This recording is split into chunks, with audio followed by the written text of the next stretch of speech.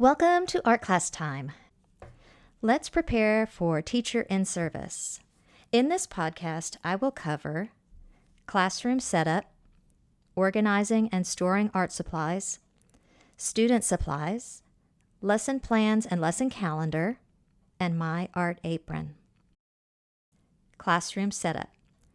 I thought it would be helpful to talk about my classroom setup and the way I organize art supplies and the students' artwork. I am always getting ideas and trying to improve on my setup by checking out other teachers' classroom organization tips, because if an art room is not organized, it quickly turns into a disaster zone. I leave a lot of art supplies out and within reach so students can get to them when they need them instead of asking me for them.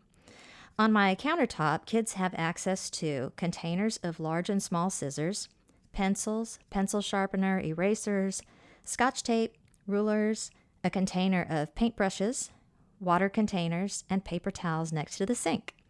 I also have some scissors that a scrapbooking parent donated that cut in different patterns, and some dies or paper punches that cut the alphabet, hearts, stars, and other shapes out of paper.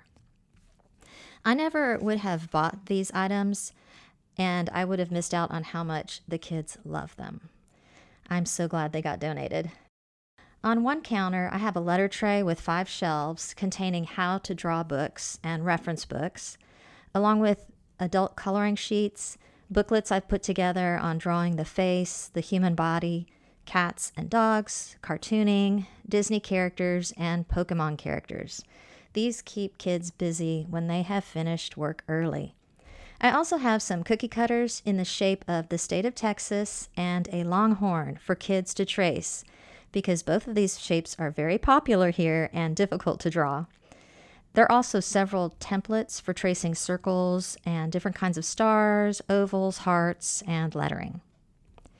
On another counter, away from reach of children, I have a row of bins lined up, 1 bin for every grade.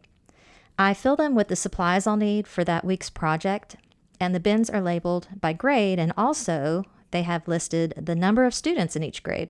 I keep a note in my phone with the number of students for each grade, so I have it when I'm shopping in the art store or ordering online from home. This has saved me many times when I would be in the art store and forget to write down how much clay to buy or how many clothespins to get. The tech teacher here at our school gave me a few old iPads for students to look up references for drawing. Students have 5 minutes to use the iPad before they have to hand it off to someone who is waiting for it. In the far corner of my room, I have several very large art folios leaning against the wall. These portfolio cases are 24 inches by 36 inches, and they contain all the art projects I have. They are divided into the following categories: line, space, perspective, value, color, clay, jewelry, weaving, printmaking, crafts, which is a catch-all for anything 3-dimensional, Valentine's Day, Halloween, Dr. Seuss's birthday, and artists or art movements. These folios get full and bulky quickly, and so I try really hard to file everything away neatly as soon as I finish the project and discard what I won't use again. Of course, this is always a challenge. I end up with a pile that needs filing, but I try. I also have available to the students a crate of magazine and old books to cut pictures out of, and a stash of paint swatches that an architect friend donated. Finally, I have tabletop easels lined along one wall and 2 drying racks on another. All other art supplies are stored away in clear bins so I can see what I have. I made an art timeline that you can print out if you would like from the show notes. I made it to hang along a very long wall in my art room, but the fire marshal said no to anything hanging within a foot of the ceiling. So now I have it propped up on some cabinets, and it kind of wraps around a corner of the room. I love timelines, and I refer to them, and the kids love to point out the art that they recognize or that they've learned about. On another wall, I have a large color wheel made of cut paper with primary, secondary, and tertiary colors.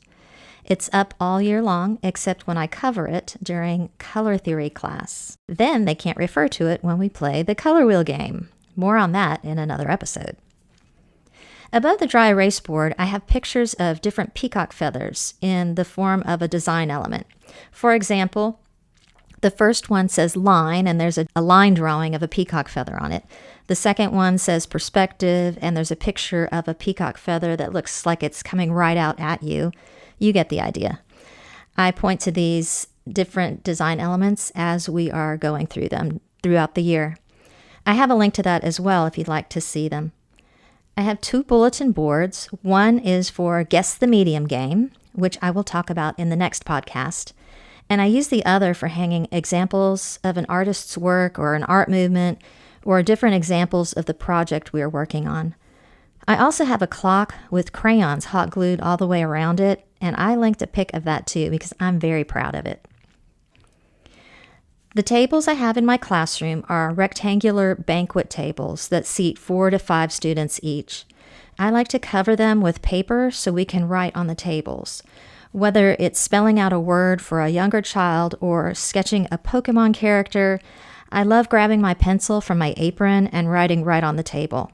Sometimes we get some pretty impressive table graffiti too, and let's face it, it's great for doodling. Each table has a bin with copy paper and a packet of wet wipes. The wet wipes really keep the sink traffic down. Student supplies. Before COVID, I kept markers and colored pencils in the table bins along with the paper and wet wipes. I had to change all of that to keep the room and the supplies as sanitized as possible. I bought expanding file pocket folders for each student to keep their own personal supplies. The files go in a large, shallow plastic storage bin that I keep on a big shelving unit in my room. At the start of class, I get the bin out for that grade, and I call each student to come get their folder, which contains a pencil, a white eraser, a pack of markers, their artwork, and their sketchbook. I haven't decided if I'll stick to this format when COVID goes away. There are a few benefits to having a folder for each student, though. It helps organize everyone's artwork, and they are personally responsible for their own art supplies. It also helps me learn the students' names when they have to come to me to get their folders when I call their name, which helps a lot. I really struggle with learning the kids' names, but it's really important. Kids want to be called by their name. Lesson plans. I must confess that I have enjoyed creating lesson plans so much that it's the main reason I started this podcast. I've tried to incorporate design elements of art, famous artists, art movements, different world cultures, and just super cool projects I find that I know the kids will love. Each lesson is laid out on a page with the name of the project, the grade or grades the lesson is suited for, a picture of the finished project, a supply list, and instructions. And sometimes I'll just put step-by-step pictures if I need them, because remember, it will have been an entire year since you last looked at this particular project. The lesson plans are categorized in a binder the same way I organize the large folios: line, perspective, Halloween, and so on. I also have a category that I call collaborative, which includes ideas for school-wide projects. I usually do 1 or 2 collaborative projects a year, and some of them involve the older students who choose not to take art as an elective, because I love when each and every student has a small part in contributing to a large project that the entire school or community can enjoy. Lesson calendar. Since I was a graphic designer, I have access to Adobe InDesign, which I use to create a calendar with all of the lessons for all of the classes for every day of the school year. If I make myself some sort of plan that I can look at and go by, it helps me stay sane. I feel very unorganized and stressed out without it, and with it, I feel like the year is doable. My art apron. Every year, I buy a new apron, which I wear every day. It has my name tag on it and 3 pockets for my keys, a pencil, a Sharpie, and some scissors. During COVID, when we wore masks, I also carried a speaker in one of the pockets for my microphone headset. I tried teaching without a mic, and I just couldn't breathe very well, not to mention the sore throat at the end of the day. I still use the mic if I teach outside on a nice day, though. I hate things hanging around my neck because it usually gives me a headache, and I found an apron that doesn't tie around the back of my neck, which I love. I included a link to it.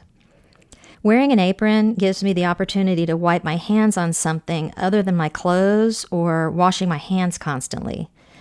I love my apron, and it's so funny because the kids don't recognize me without it on. Well, that's all I have for my very first podcast. Is anyone listening out there? I hope so.